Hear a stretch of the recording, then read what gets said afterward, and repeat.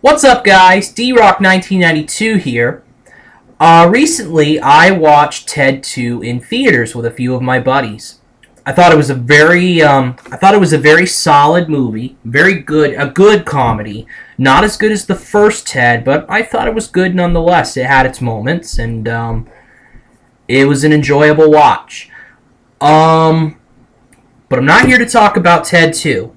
Because I'll talk about it a little bit in this video, but I already did a review for Ted 2, and you can see that, as I haven't put it up to YouTube yet, but I will be getting to it.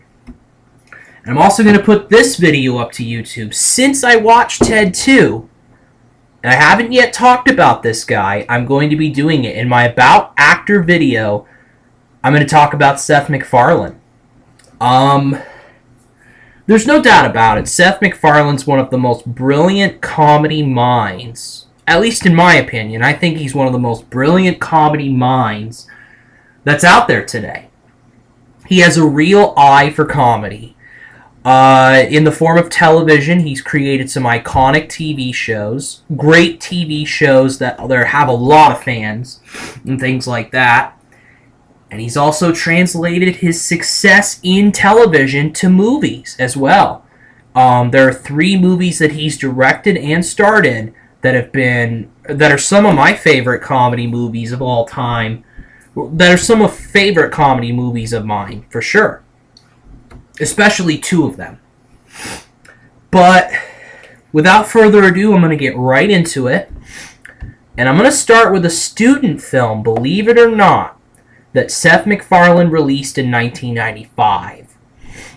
And it is an 11-minute student film. But this forms the basis for a very popular TV show.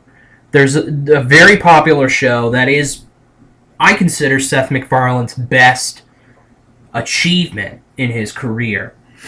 You have a middle-aged slob named Larry Cummings who's in this video. His cynical talking dog Steve, supportive wife Lois, and pudgy teenage son Milt. So, this was the basis for that very popular TV show.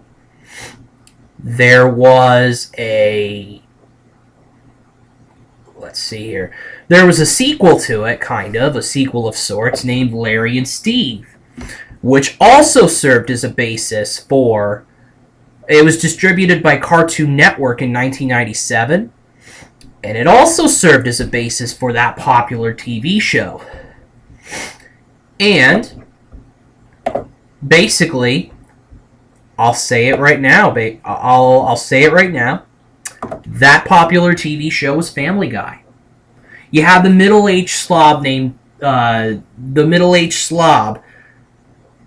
was a comparison to Peter. Immediately. The talking dog, similar to Brian. The wife, Lois, similar to Lois Griffin. And the teenage son, Milt, who's similar to Chris Griffin. So Family Guy came about in 1999.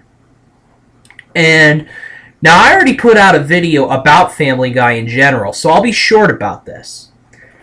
Family Guy, of course, has the main characters, Peter, Stewie, Brian, Lois, Chris, and Meg. Those are the main characters in the Family Guy universe. And they're very successful characters. They're very iconic characters to their fans. Family Guy is also a show that's attracted a lot of controversy as well as success. But that has not stopped them. Family Guy actually did get canceled. It premiered, first off, it was from 1999 to 2003. Got canceled, but then got resurrected and got put back on the air in 2005 after strong DVD sales of Family Guy and reruns on Adult Swim. Those were the 2 main factors that brought Family Guy back on the air, and it hasn't stopped since. It's one of the best animated cartoons out there right now, in my opinion. So yeah, Family Guy was a big success. And in between that time, you saw Seth MacFarlane appear in a lot of voiceover roles and things like that beyond Family Guy and a lot of other roles. He played the voice of a pencil sharpener in 2003 in an episode of Will and Grace. That was one thing he did. He appeared in a couple episodes of Gilmore Girls. He voiced Stewie Griffin at the 2003 MTV Video Music Awards. And he also he didn't create this show, but he has been in a recurring role with this show since 2005. He has voiced some certain characters in Robot Chicken, which actually, believe it or not, was created by Seth Green, who collaborates with Seth MacFarlane on Family Guy. Seth Green voices Chris, and Seth MacFarlane voices primarily Stewie, Brian, and Peter. So they both collaborate together, and Seth Green probably is like, okay, Seth MacFarlane, you can voice some characters on my show. Just come whenever you want, basically. I think it's one of those deals. And then we get to a very popular show. It plays second fiddle to Family Guy, in my opinion, but it's still a popular show among fans, for sure. And excuse me for a minute, I just have to plug in my computer. It is falling short of batteries, so excuse me for one moment here. The show in general that I'm going to be talking about next is American Dad. American Dad is very different it's different and the same as Family Guy. It's both ways. Different in that American Dad is more of a political show. More of a show that satirizes politics and whatnot. Family Guy satirizes everything. American Dad mainly satirizes politics. But you also have some characters. So American Dad, the characters in the show are Stan Smith, Francine Smith, Haley Smith, Steve Smith, the son, Haley Smith, the daughter, Francine, the wife, and Stan, the husband. Roger, the alien, who is very similar to Brian in that he's an anthropomorphic being, basically. He's an alien. And Klaus, I think his name is, the goldfish. So American Dad also, it was on Fox for a long time, but this season, actually, last fall, they premiered on TBS. But yeah, American Dad, he is a co-creator. He created it with a couple of other people, and American Dad has been on since 2005 and has not been canceled and has been a success for Seth MacFarlane, definitely.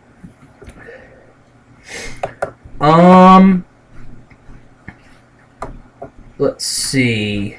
He voiced Stewie and Brian from Family Guy on the 59th annual Emmy Awards in 2007.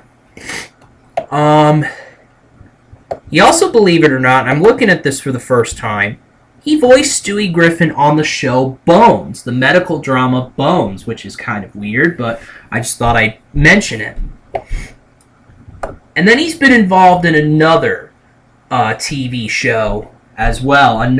It's a spin-off of Family Guy, but it had its popularity for a little bit. The Cleveland Show. Now, I always thought with Family Guy, they would have made a show called The Quagmire Show, which I think would have been pretty popular. I mean, Quagmire is a very prominent character on Family Guy. He's a popular character.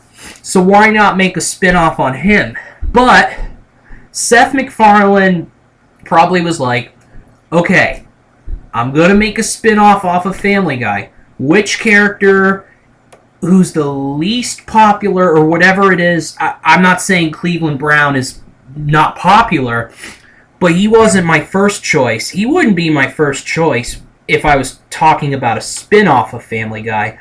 A spin-off, I'd talk Quagmire, I would talk Stewie, and I'd talk a few other characters as well, but But Cleveland Brown. It was very interesting. So I started watching it, and I thought it was a pretty solid Family Guy ripoff, honestly. It used the same cutout gags, cutout scenes as Family Guy is most prominent for, and it had some characters. It had Cleveland Brown, his wife, Cleveland Jr., the son, a daughter, I forget her name, the mother, I forget her name. Tim the Bear is a character, kind of like Brian the dog. And there's a few other characters as well, but Roberta's the mother's name.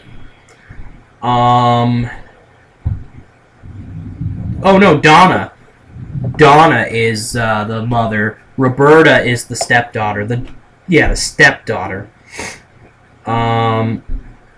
And then Cleveland Jr. and Holt Richter, Tim the Bear, and a few other characters as well. But yeah, those are the main people on the Cleveland Show.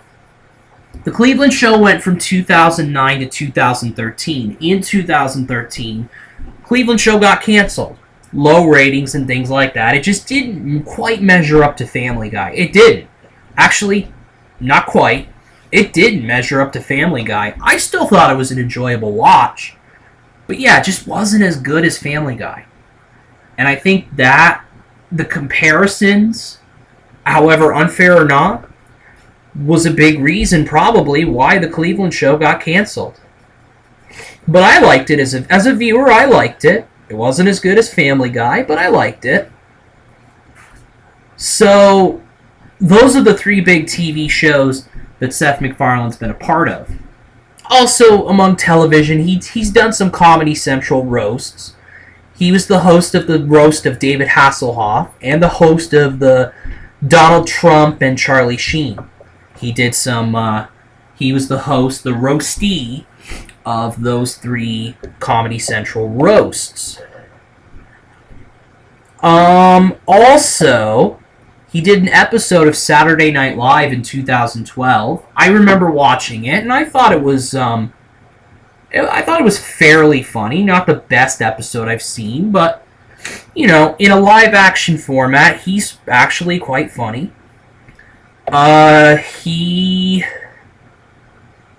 He appeared on The Simpsons for the first time ever in 2013. The Simpsons is considered a major competitor of Family Guy. And so Seth MacFarlane appeared in that, and he appeared in it. I think it was like a season finale in 2013 or something like that, but he appeared in it. And the same year, he appeared in Futurama, a show that he has not created. He didn't create it. Matt Groening created it, and he created The Simpsons as well. And yeah, he appeared in those. I think he was also involved in Cosmos: A Space-Time Odyssey, a space show basically talking about space and the cosmos and whatnot. He created that as well. He was an executive producer of Dads, a TV show that lasted only one season. It had Seth Green and Giovanni Ribisi in it. I thought it was a good show, honestly.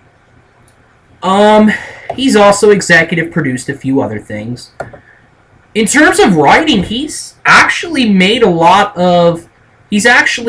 a lot of Cartoon Network stuff. Ace Ventura: Pet Detective. Johnny Bravo. He wrote episodes for Johnny Bravo on Cartoon Network. Dexter's Laboratory and Cow and Chicken. Some popular shows back in the day on Cartoon Network. So now we'll talk about movies. And he didn't really get into movies all too much before 2012. 2008, he voiced of Johann Kraus in Hellboy 2: The Golden Army. Hellboy, I think, is a comic book adaptation. There were a couple Hellboy movies. Tooth Fairy in 2010, he starred in that movie He co-starred along with Dwayne "The Rock" Johnson. He was in the movie. He was pretty much a bit character in the film, but yeah, he was in that. But then his breakout in the movies, his breakout in television was definitely Family Guy. His breakout in the movies was Ted, the first Ted in 2012. It was just a big success. He really hit it out of the park with that first Ted. Now, if you remember, I gave a review on Ted, and I really liked it. I thought it was a funny movie, and, you know, it definitely was funny talking about a talking teddy bear. You know, you think about it at first, and it's like, this is going to be cheesy and goofy and whatnot. Turns out it was cheesy and goofy, but in a good way. Ted was just a really good watch. It's definitely a good, very good comedy. I'd say very good. And it really, it made a lot of money as well. Ted, made over $500 million, I think, worldwide on a small budget. So it definitely, well, small for studio standards, but yeah, Ted was a big success, and it proved that Seth MacFarlane could do his magic in movies as well as television. He appeared in a cameo in 2013 in the movie 43, which not a lot of you have probably heard about because that movie stunk. It really was I've never watched the film myself, but I've heard a lot of bad things about that movie. I just wanted to mention he starred in that, or he was in a cameo role in it. Then in 2014, he makes his live-action directorial debut with his second directorial effort with A Million Ways to Die in the West. Now, he stars in this movie with Charlize Theron, Liam Neeson, Giovanni Ribisi, Sarah Silverman. There's a few people in there that he has collaborated with. Giovanni Ribisi, for example. He collaborated with him on Dads. That TV show. But yeah, A Million Ways to Die in the West was Seth MacFarlane's first live-action starring role. In the Ted movies, he has been a voiceover. He's voiced Ted. But this is his live-action starring debut. And A Million Ways to Die in the West was not very well critically received. It was a flop. But I loved it. I don't get why critics were so tough on A Million Ways to Die in the West. I just don't understand. Because I thought it's my favorite out of all the Seth MacFarlane directed films that he's done. He's done 3 of them now, and I really liked A Million Ways to Die in the West. It was hilarious. I really found that it was truly, truly hilarious. And if you want to see my review on A Million Ways to Die in the West, you can check out my channel. You can also check out my channel for the first Ted movie. And as I mentioned before, I did see Ted 2. Ted 2 was not as enjoyable as the first Ted, not as good as the first Ted, but it was still an enjoyable movie that I definitely see again. Yeah, Ted 2 is definitely the lowest, I'd say, of the top 3 movies, the only 3 movies he's directed. I'd say Ted, or A Million Ways to Die in the West is 1, Ted is number 2, and then Ted 2 would be number 3. So Ted 2 was an enjoyable movie, and it had its moments, definitely, but it proved that Seth MacFarlane just continues to know what he's doing. And I think it's a great thing.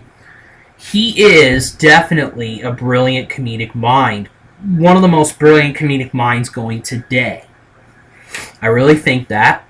And I really hope he comes out with some more comedic comedy movies and things like that. More comedy shows. Basically, we need more of Seth MacFarlane. We get a lot of him in Family Guy and American Dad right now. And we just got Ted 2. Excuse me, but I think we need more of him. So there has been rumors about Ted 3 coming out. Possibly, I think, in 2017, I heard. Sam Jones, who plays Flash, Sam Jones, who does a cameo, he's done cameos in the first 2 Ted films as Flash Gordon. Sam J. Jones is the actor who played Flash Gordon in the 1980 movie. He's going to appear, I guess, in Ted 3 if they go along with it. It's to be confirmed. It's got to be confirmed. But I'm guessing Ted 3 is coming. I really hope Ted 3 comes because I really enjoy those 2 Ted movies. And I think A Million Ways to Die in the West was very good, honestly. So, that's all I've heard really in the movie sphere, that Ted 3 could be coming in a couple of years or so. Could come. As far as television goes, as far as other projects, not really much else. You know, American Dad and Family Guy, they continue to stay on the air. They continue to hang in there, definitely. They're 2 of the best animated cartoons out there right now. And they continue. And Seth MacFarlane continues to put out great comedy. And he's done it for a long time, and I definitely have to commend him for that. I've been a fan of his for a long time, and I felt it was right to do a video on him since I just watched Ted 2, and I can't believe I've never done a video on this guy until now, about video on him until now, because the guy's just brilliant. I really am a big fan of Seth MacFarlane. And I hope he does more things in the near future and all that really entertains a lot of people, including myself. So that is it for my About video on Seth MacFarlane. D-Rock 1992 out.